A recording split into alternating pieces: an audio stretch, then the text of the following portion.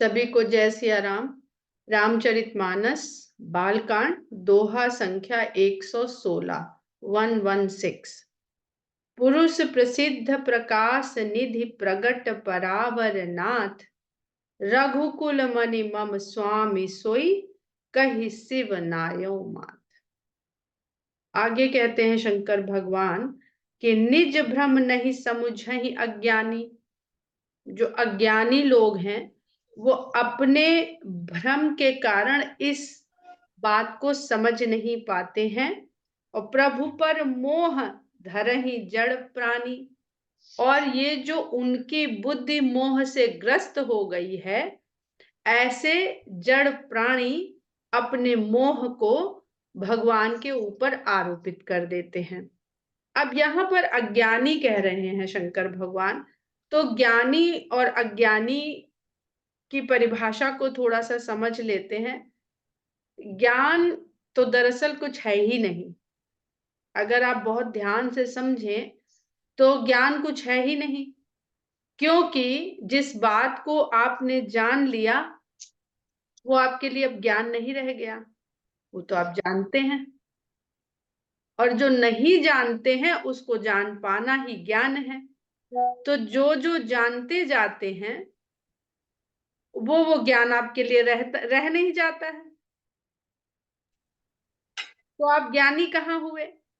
और जिसने ये जान लिया, मान लिया कि वो इतना जानता है, वो ज्ञानी है, तो वो अज्ञानी है, क्योंकि वो तो अभी वो जानता ही नहीं है जिसको उसने जाना ही नहीं।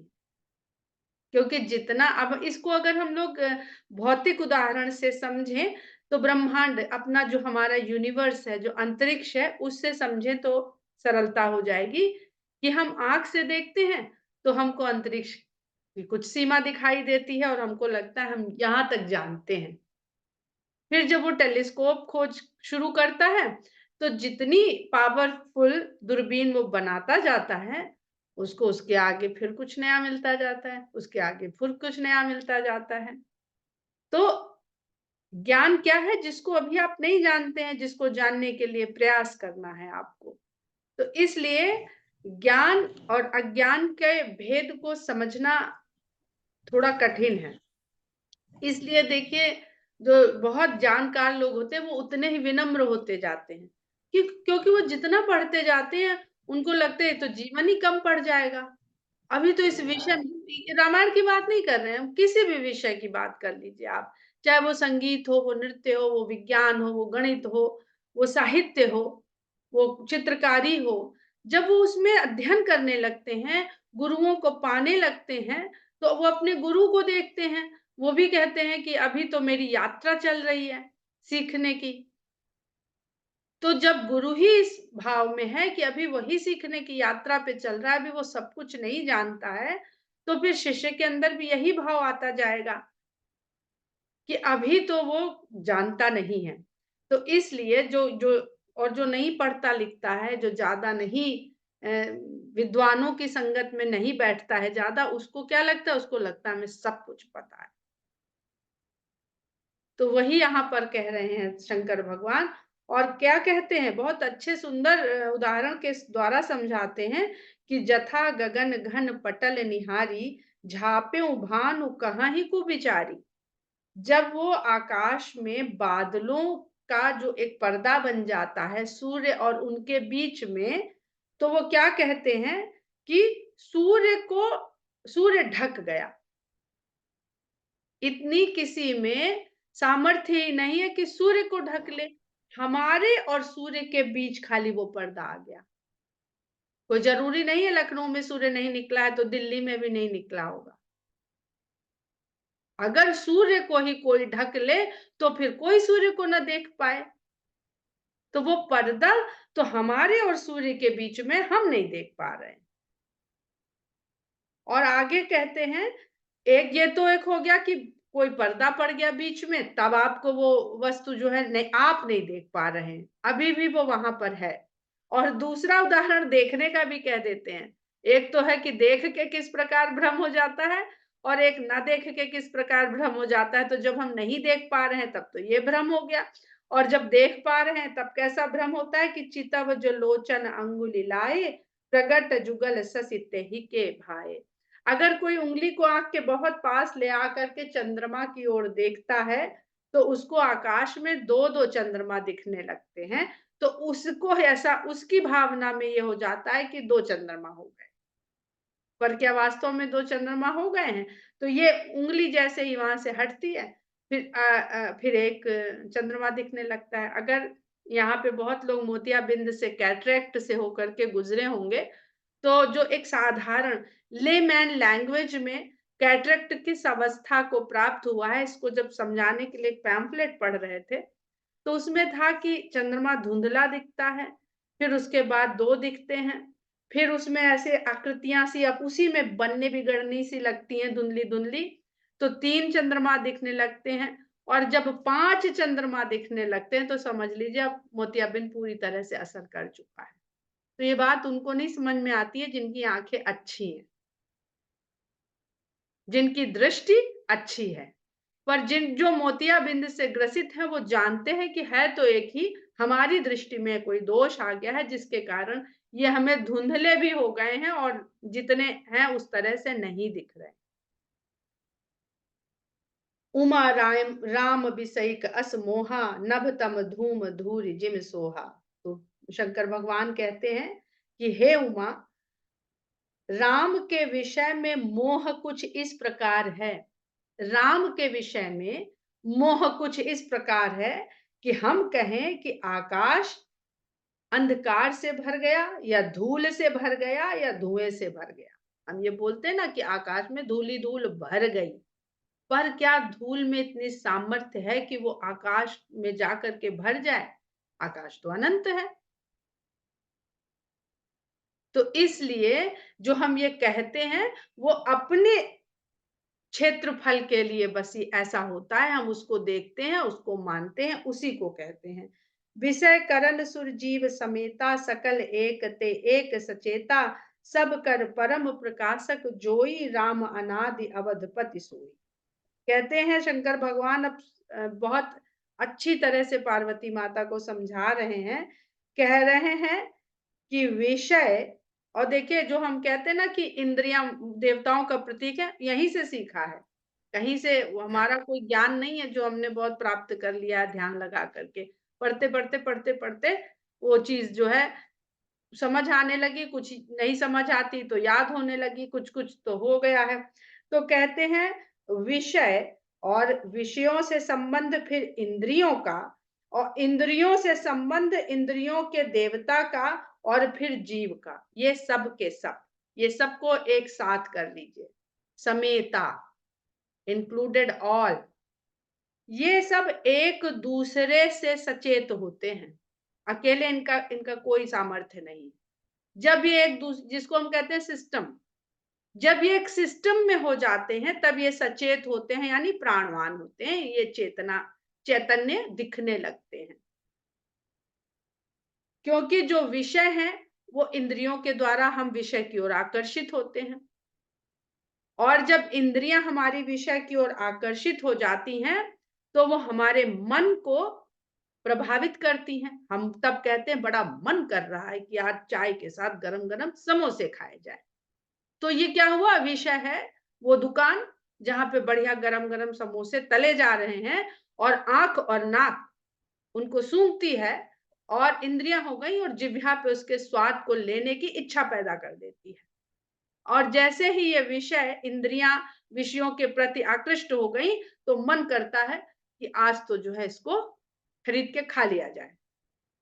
व्रत इन्हीं सब विषयों से दूर करने की एक अभ्यास मात्र है।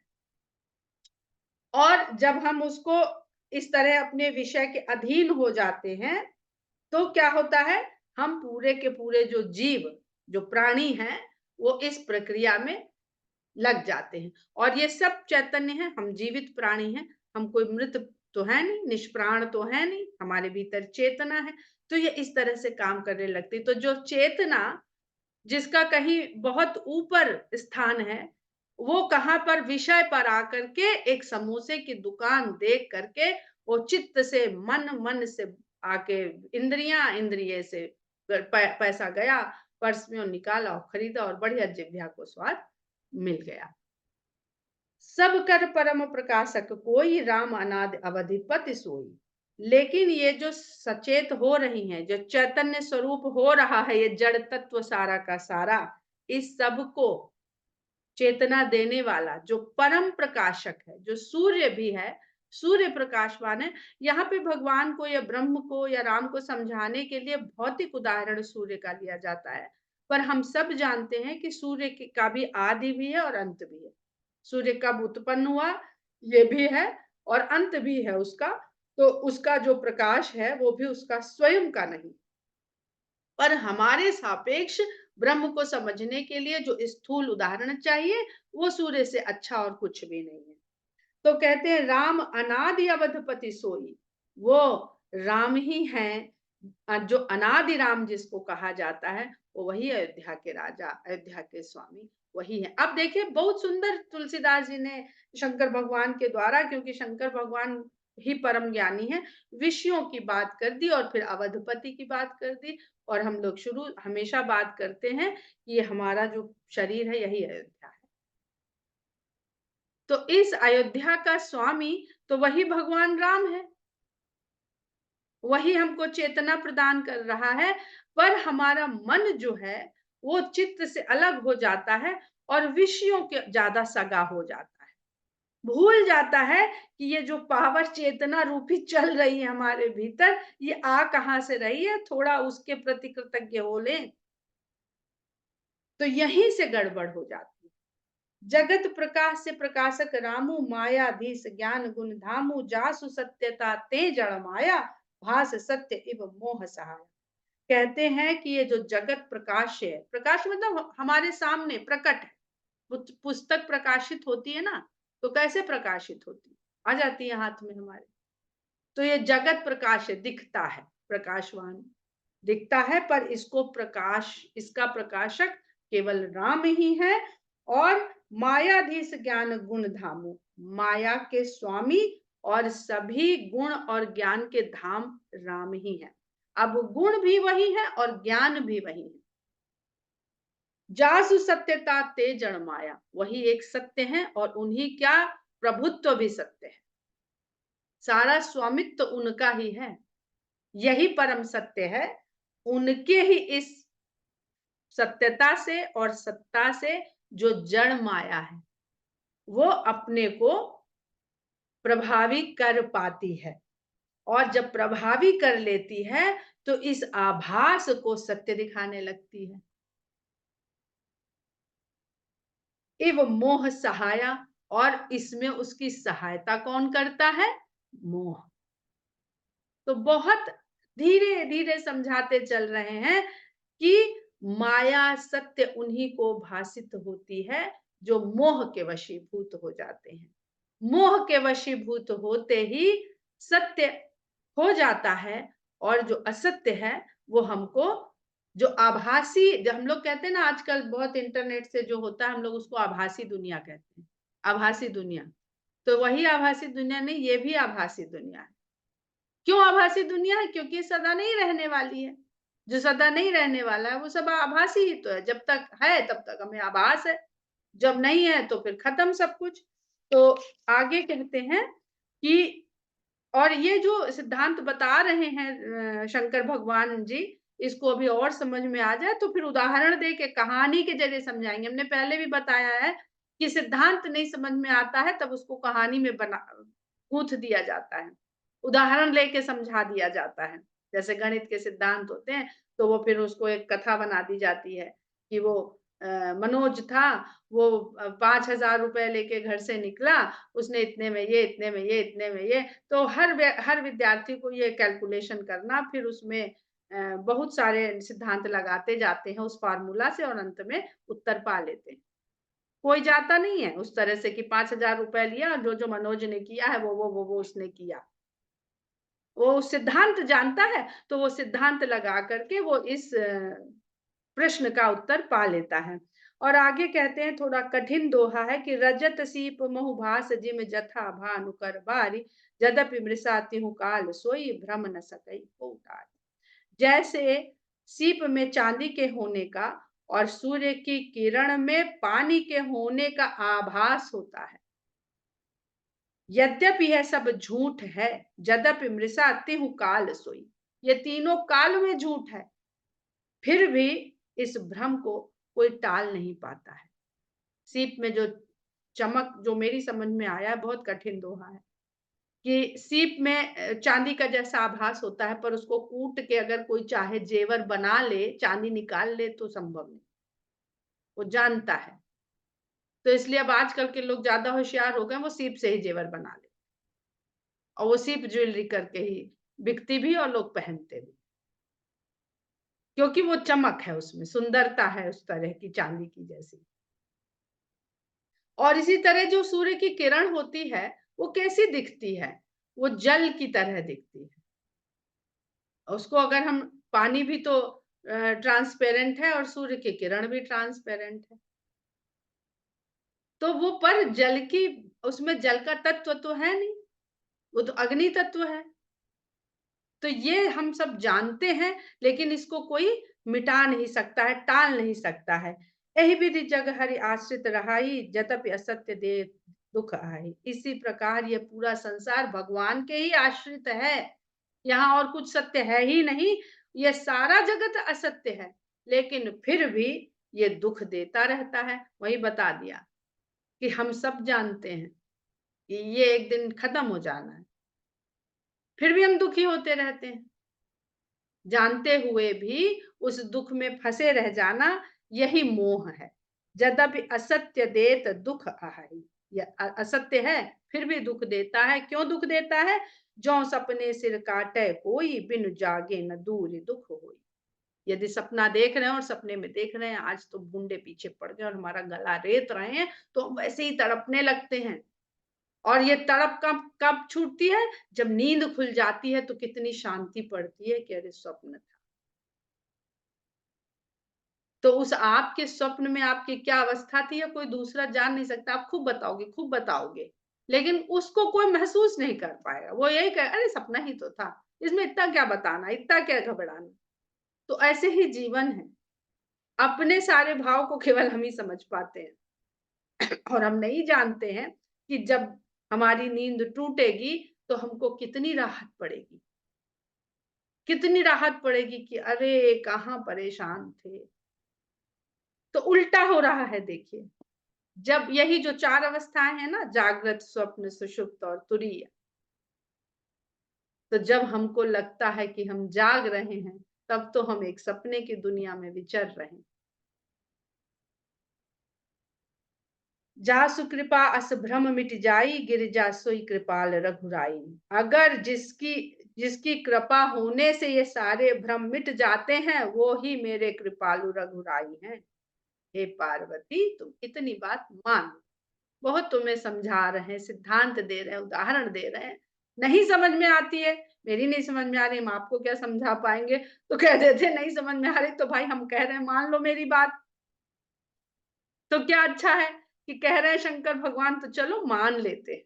कुछ-कुछ बातें स्पष्ट नहीं हो रही हैं, पर मान लेने में ज़्यादा सरलता है। आदि अंत को जासु न पावा, मति अनुमान निगम अस पावा। जिसके आरंभ को और अंत को कोई आज तक जान नहीं पाया, अपनी-अपनी बुद्धि के अनुमान करके, बुद्धि के अनुसार नहीं, बुद्धि से अनुमान लगा-लगा कर ही निगम इस बात को कहते हैं। अब निगम कह दिया, तुलसीदास जी ने यहाँ पर इस चौपाई में। निगम क्या है? आगम निगम वेद को कहते हैं। तो जो अनुभव या जो ज्ञान हमारे भीतर साधना से, ध्यान से जो आए, वो आगम, और जिसको हम फिर कहने का प्रयास करें, वो निगम, निर्गमन, उसका निर्गमन होना। तो यही है आगम और निगम, जो वेद का पर्यायवाची भी। तो कुछ तो हमने अपने बोध से, अपने साधना से, भगवान की कृपा से, गुरु की संगत से, पठन से, श्रवण से, गायन से, कुछ तो आगम सबको होता है। वो आगम है, और जो हमने कहने का प्रयास किया, वो निगम है। तो ये जो अनुमान करके जो कह रहे हैं, इसलिए वहाँ पर वो निगम कह रहे हैं। तो आगम, निगम, श्रुति, ये बहुत सारे पर्यायवाची वेद के लिए प्रयोग किए हैं तुलसीदास जी ने। सबकी जहाँ पर आवश्यकता है, वही शब्द उन्होंने कहा है। और यहाँ पर फिर जो शंकर भगवान के द्वारा निर्गुण ब्रह्म की जो चौपाइयाँ हैं, अद्भुत चौपाइयाँ हैं, मुझे बहुत पसंद हैं और अक्सर हम इनको पूरी की पूरी चौपाइयाँ स्तुति की तरह से पूरी गाया करते हैं। और वो कह रही हैं कि राम की कथा सुनाओ, और वो अभी का सुना रहे हैं, निर्गुण ब्रह्म की व्याख्या कर रहे हैं। तो रामायण में, रामचरितमानस में भेद समाप्त करने की कथा है। किस भेद को आपको जानना आवश्यक है, उस भेद को जान करके और कहाँ पर भेद आपको खत्म करने की आवश्यकता है। जब ये बुद्धि को, इस हमारी भेद वाली बुद्धि को जो भेद ही जानना सीखती है, तो भेद बुद्धि को जब ये समझ आ जाए कि ये भेद हमारे काम का है और ये भेद बेकार का है, इतना सा ही काम करना है मनुष्य को, और उसी में सहायता ये राम कथा करने वाली है। तो कहते हैं बिनु पद चलई सुनई बिनु काना, कर बिनु कर्म करई विधि नाना। बिना चरणों के वो चलता है, बिना कानों के वो सुनता है, बिना हाथों के वो अनेक प्रकार के कर्म कर लेता है। इतनी बड़ी दुनिया रच दी और निराकार है, निर्गुण है, शरीर नहीं है उसके, कोई काया नहीं है। आनंद रहित सकल रस भोगी, बिनु बानी बक्ता बड़ जोगी। उसके आनंद नहीं है, इस आनंद में ही सब कुछ बना हुआ है, लेकिन वो सभी तरह के रसों का भोग कर लेता है, दृश्य का भी, श्रव्य का भी, सुगंध का भी और स्वाद का भी। तो आनंद रहित सकल रस भोगी, मुख नहीं है मगर सब रसों को जानता है, और वाणी नहीं है लेकिन सबसे बड़ा वक्ता वही है। तन बिनु परस नयन बिनु देखा, ग्रहई घ्राण बिनु बास अशेषा। अगर हम देखें तो यहाँ पर हमारी ज्ञानेंद्रियों की बातचीत हो रही है। उसके पास तन नहीं है, तन की जो त्वचा होती है ये हमें स्पर्श की अनुभूति कराती है, ताप इत्यादि का अनुभव कराती है। तो कहते हैं बिना तन के, बिना शरीर के वो स्पर्श को भी जानता है, और बिना नयन के सब कुछ देखता है। ग्रहई घ्राण बिनु बास अशेषा, नाक तो नहीं है लेकिन सभी तरह की सुगंधों को वो ग्रहण कर लेता है, जानता है। असी सब भांति अलौकिक करनी, ऐसी जो उसकी करनियां हैं वो सब अलौकिक हैं, क्योंकि ये तो लोक में जो आता है वो लोक के सिद्धांत में उसको बंध के रहना पड़ेगा, उसको काया लेनी पड़ेगी, ये इंद्रियां लेनी पड़ेंगी। तो कह रहे उसकी उसकी करनी तो सब अलौकिक है, और महिमा जासु जाई नहीं बरनी, उसकी महिमा का वर्णन किया नहीं जा सकता। आप आई तो हैं, बैठी तो हैं कथा सुनने के लिए, पर हम पहले बताए दे रहे हैं कि सब कुछ हम कह नहीं पाएंगे। जही में गावही वेद बुध जाहि धरहि मुनि ध्यान, सोई दशरथ सुत भगत हित कौशल। जिसके लिए इस प्रकार वेद और बुद्ध लोग गायन किया करते हैं और मुनि लोग ध्यान लगाया करते हैं। तो ध्यान लगाते हैं तो अपने में जानते हैं, और गायन करते हैं तो दूसरे को जनवाते हैं। तो कहते हैं कि जिनका इस प्रकार गायन वेद और बुद्ध लोग करते हैं, विद्वान लोग करते हैं, वेद का ज्ञाता विद्वान, और मुनि लोग जिनका ध्यान लगाते हैं, वही कौशलपति, दशरथ का पुत्र, भक्तों का कल्याण करने वाला, वो वही भगवान है। एक ही है दोनों जने। यहाँ पर मुझे दो चौपाइयां बहुत अच्छी लगती हैं, बहुत सरल है इसको समझने के लिए, कि मंगल भवन अमंगलहारी उमा सहित जहि जपत पुरारी, और मंगल भवन अमंगलहारी द्रवहु सुत दशरथ अचिर। एक ही है वो, तभी एक ऊपर की पंक्ति एक है और नीचे की पंक्ति उन्होंने बदल दी कि ये वही है। काशी मरत जंतु अवलोकी, जासु नाम बल करऊं बिसोकी, सोई प्रभु मोर चराचर स्वामी, रघुबर सब उर अंतर जामी। कहते हैं कि काशी में अगर किसी की मृत्यु हो जाए तो मैं उसको शोक रहित करता हूं, उसके मृत्यु के शोक को दूर कर देता हूं, ये उसके ही नाम के बल पे मैं करता हूं। किसके नाम के बल पे? राम के नाम के बल पे। और वही वही राम मेरा स्वामी है, और इस चराचर जगत का भी स्वामी है, जो अयोध्या में राजा दशरथ के यहाँ पुत्र होकर के भक्तों के हित के लिए जन्मा। रघुबर सबूर अंतर्यामी, और वही राम ही सबके हृदय में अंतर्यामी के रूप में विराजमान होने वाला है। विवसहु जासु नाम नर कहाहि, जन्म अनेक रचित अघ धाहि। अगर विवशता से भी उसके नाम को कोई मुंह से कह डाले खाली, तो भी अनेकों जन्मों में अपने रचे हुए पापों को समाप्त कर देता है, सबका दहन हो जाता है अगर विवशता में भी नाम निकल जाए। सादर सुमिरन जे नर कहाही भव बारिद गोपद इव तर। और जो लोग आदर सहित उनके नाम का स्मरण करते हैं वो तो इस भव सागर को यूं पार कर जाते हैं जैसे गाय के खुर से बना हुआ एक छोटा सा चिन्ह। दिखा दिखा नहीं दिखा तो भी डूबने का डर ही नहीं है। गाय के खुर से गड्ढा बन गया, इसमें कौन डूबेगा? कोई डूब सकता है? कोई नहीं डूबेगा, इसलिए ध्यान भी नहीं देते, चलते चले जाते हैं। राम सु परमात्मा भवानी तह भ्रम अति अभिहित तव बानी। हे पार्वती जी, जो परमात्मा है वही ये राम है, और तह भ्रम अति अभिहित तव बानी। आपने जो ये पूछ लिया ना, ये भ्रम ही बहुत अनुचित है, क्योंकि उन्होंने कहा कि भाई ये क्यों कहती हो, ये तो कहने वाले भूत प्रेत पिशाच से या वात रोग से या ज्वर से पीड़ित हो, जिसके मस्तिष्क पे अपना कंट्रोल नहीं रह गया, वही इस तरह की बात कर सकता है। तो कह रहे हैं बस आपका जो ये भ्रम की तरह से पूछना है कि आपको भ्रम है, ये सत्य नहीं है कि आपको भ्रम है।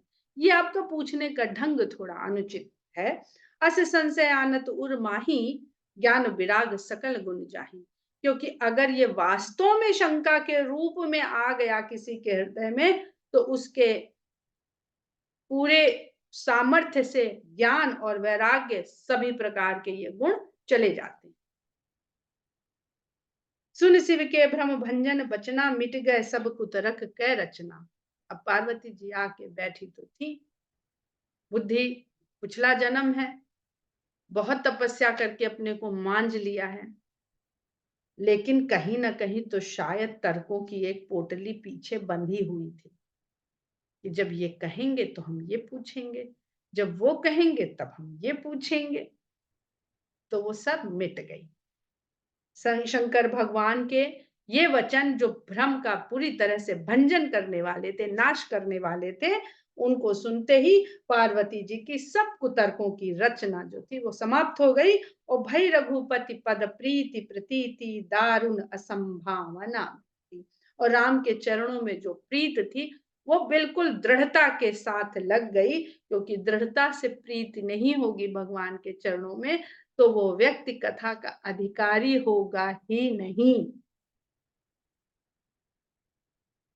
ये सती और पार्वती माता का जो प्रसंग है वो केवल ये बात समझाने के लिए है, तभी इतनी देर लग रही है कि जिसके जिसके मन में कोई कुतर्क हो, कोई शंका हो, उसको वो छोड़ता चले धीरे धीरे। और इस प्रकार जो दारुण असंभावना थी पार्वती जी के हृदय में वो बीत गई, वो बीते कल की बात हो गई, वो उसी प्रकार भूतकाल हो गया जैसे सती माता का जीवन भूतकाल हो गया, सब बीत गया। पुनि पुनि प्रभु पद कमल गही जोरी पंकरो पानी बोली गिरिजा बचन बर मनो प्रेम रस। फिर उन्होंने, अब समझ तो रही है कि इनको तो हाल सब पता चल जाता है, पिछली बार हमने नहीं बताया था तो भी सब पता चल गया था, तो बार बार उनके चरण पकड़े बहुत प्रेम के साथ और कहती हैं बहुत मधुर प्रेम के रस से सान करके बहुत सुंदर श्रेष्ठ वचनों से कहती हैं, ससिकर सम सुन गिरा तुम्हारी मिटा मोह सरदा तप भारी। आपकी जो वाणी है वो चंद्रमा की किरणों के समान है, और उसने मेरा शरद ऋतु के ताप से जो मुझे तप्तता हो रही थी उसको मिटा दिया है। शरद ऋतु का जो धूप होती है वो सबसे तेज होती है, जिसको क्वार का महीना लगता है, और इसीलिए शायद हमारे यहाँ जो धान की खेती होती है वो इस प्रकार होती है कि वो क्वार में आकर के तेज धूप है, उसको पानी चाहिए, पहले पहले तो लबालब पानी चाहिए धान को, और भी पकने के लिए तो उसको धूप चाहिए। तो व्यवस्था कैसी प्रकृति की है कि पहले जब बोया जाता है तो लबालब पानी होता है, और जब पकने का समय आता है तो सबसे तेज धूप होती है, जला देती है। मुंबई में अक्टूबर हीट सबसे भयंकर हीट कही जाती है। आप देखिए क्वार में बाहर निकल करके, निकल नहीं सकते हैं। तो जो और तपता कौन है? शंका जिसके मन में आ गई उसका तपता रहेगा, कहीं ना कहीं मन तपेगा, कहीं तन तपेगा, कहीं विचार तपेगा। तो भगवान शंकर की वाणी जो है वो चंद्रमा की किरणों के समान है। शरद ऋतु का चंद्रमा सबसे ज्यादा शीतल और सबसे ज्यादा सुख कर देता है। तो दोनों भाव यहाँ पर आ गए कि जब आप तपते हैं, सबसे अधिक तीव्र जब धूप होती है, भगवान प्रकृति के रूप में उसी समय शरद चंद्रमा, वो नहीं चाहता है कि आप तप के आपका जो शरीर जिस तरह से बनाया गया है वो कहीं से कष्ट में हो जाए, पीड़ित हो जाए, कोई पीड़ा मिल जाए, तो सब व्यवस्था करते रहते हैं वो। धान के पकने के लिए तेज धूप दे देते हैं और आपको राहत देने के लिए जो दिन भर बेचारे लोग काम करते हैं, हम लोग तो खरीद के ले आते हैं, खा लेते हैं, उनको कैसे शीतलता मिले, उनका ताप कैसे, ज्वर पीड़ित नहीं हो जाएंगे? तो उनके लिए रात में चंद्रमा की शीतलता दे देते हैं और कहती है तुम कृपाल सब संशय हरऊ, तुम कृपाल सब संसौ हरेऊ, राम स्वरूप जानि मोहि परेऊ। कह रहे हैं कि आप तो कृपालु हैं, आपने मेरे सभी संशय को हर लिया है और राम का स्वरूप तो मुझे अब जान पड़ने लगा है। तो राम का स्वरूप जान पड़ने लगेगा तभी तो राम सामने आएंगे। राम तो सामने है ही, स्वरूप ही नहीं दिख रहा है तो कैसे हम लोग उनको समझ पाएंगे। नाथ कृपा अब गयो बिसाता, सुखी भयउ प्रभु चरण प्रसादा, अब मोहि आपन किंकरी जानी, जदपि सहज जड़ नारी अयानी, प्रथम जो मैं पूछा सोई कहूँ, जो मोह पर प्रसन्न प्रभु अहू, राम ब्रह्म चिन्मय अविनाशी, सर्वरहित सब उर पुरवासी, नाथ धरे नर तन के ही हेतु, मोहि समझाई कहु वृष केतु, उमा बचन सुनि परम विनीता, राम कथा पर प्रीति पुनीता, ही हर से कामारि तब शंकर सहज सुजान, बहुविधि उमहि प्रशंसी पुनि, बोले कृपा निधान। तो इस प्रकार शंकर भगवान और पार्वती माता का वार्तालाप आगे बढ़ता है। इस वार्तालाप सरल है, आप लोग समझ भी गए होंगे, पर थोड़ा बहुत इस पर चर्चा करके हम लोग कल इस प्रसंग को आगे बढ़ाएंगे। तब तक के लिए जय सिया राम।